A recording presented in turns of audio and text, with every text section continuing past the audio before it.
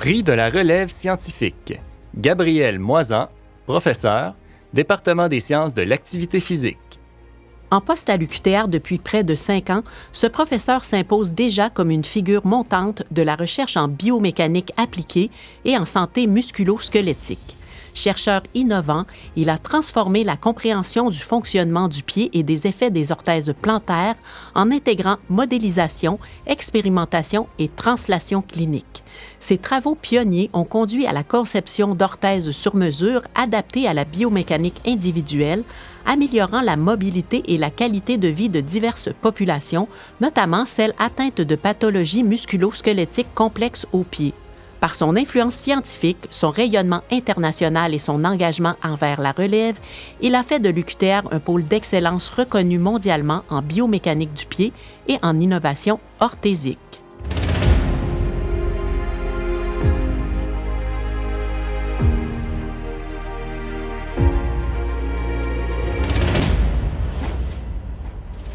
Quand le recteur m'a appelé, en fait, j'ai manqué son appel. Il m'a appelé fin de journée, vers 17h. J'étais rendu en mode parent à ce moment-là. Puis c'est là que la tête s'est mise à me tourner un peu. Tu sais pourquoi le recteur m'appelle? Est-ce que c'est positif? Est-ce que c'est négatif? Puis finalement, le lendemain, j'en ai parlé à des collègues qui m'ont dit « Ah, le recteur est en train d'appeler les récipiendaires des distinctions honorifiques de l'UQTR. » Puis, un collègue qui m'a annoncé qu'il avait déposé ma candidature. Donc, quand j'ai parlé au recteur quelques heures plus tard, disons que la surprise était un peu moins grande quand il m'a annoncé que j'étais le récipiendaire du prix de la relève scientifique, mais n'en demeure pas moins que j'étais très honoré et très content de l'annonce. Pour moi, le prix de la relève scientifique, ça représente un honneur après plusieurs années de travail. C'est sûr que moi, j'ai été engagé en 2020, en pleine pandémie. Donc, le contexte était loin d'être idéal pour un début de carrière. On se rappelle à l'époque, tout le monde était en télétravail, les laboratoires de recherche étaient fermés, recruter des étudiants, c'était très compliqué, surtout à l'international. Ce qui fait que 5 ans plus tard, de me faire dire par mon institution, t'as bien fait dans ce contexte-là, ta carrière, elle va bien, c'est une belle tape dans le dos de dire, on continue comme ça pour les prochaines années.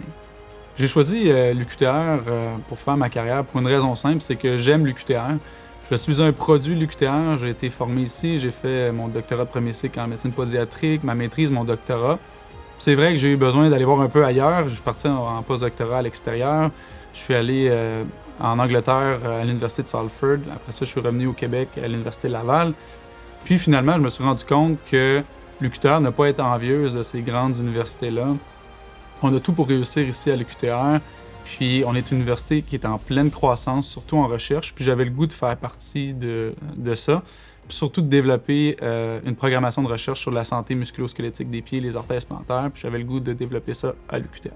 Quand j'étais étudiant en pédiatrie, ce qui m'a intéressé à devenir, à faire des études graduées, c'est une conversation que j'ai eue avec un professeur, le professeur Vincent Quentin, qui est maintenant le vice-recteur à l'UQTR, mais à l'époque qui était mon professeur, qui était venu me voir pour me dire qu'il voyait des qualités de chercheurs, qui m'a demandé justement si j'avais le goût de m'impliquer en recherche, qui m'a intégré dans son équipe, que j'ai fait 2 stages de recherche avec lui, puis finalement, dès que j'ai commencé à m'impliquer en recherche, j'ai eu la piqûre, je me suis senti instantanément à ma place.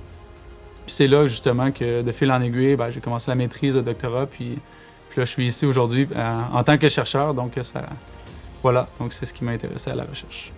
Ce qui me rend heureux dans mon travail, c'est vraiment de développer des nouvelles choses, que ce soit par exemple le développement des compétences ou des connaissances de mes étudiants, de développer nos infrastructures de recherche au GRAN, donc au groupe de recherche sur les affections neuromusculo-squelettiques, développer une nouvelle programmation de recherche, d'aller chercher du nouveau financement. Ce que j'aime, c'est vraiment de repousser les limites, puis d'aller voir ce qui se cache derrière chaque étape. C'est ce qui m'allume dans mon travail. Dans 5 ans, je me vois encore prof à l'UQTR, évidemment.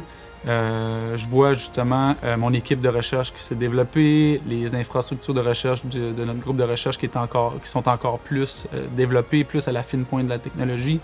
Puis ce que j'aimerais, c'est que l'UQTR, dans 5 ans, soit un des pôles mondiaux en santé musculo-squelettique du pied et des orthèses plantaires. Puis on va travailler fort pour atteindre ça dans les 5 prochaines années. Des modèles inspirants à l'UQTR, il y en a plein. Je suis entouré de modèles inspirants, donc c'est un peu ingrat d'en nommer que quelques-uns, mais je vais jouer le jeu.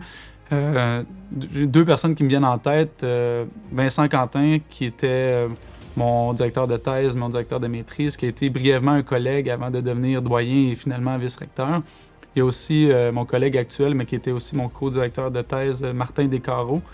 Ce sont deux personnes qui m'ont beaucoup inspiré dans mon parcours, qui m'ont donné des valeurs de scientifiques, des connaissances et des compétences que je me sers à tous les jours aujourd'hui.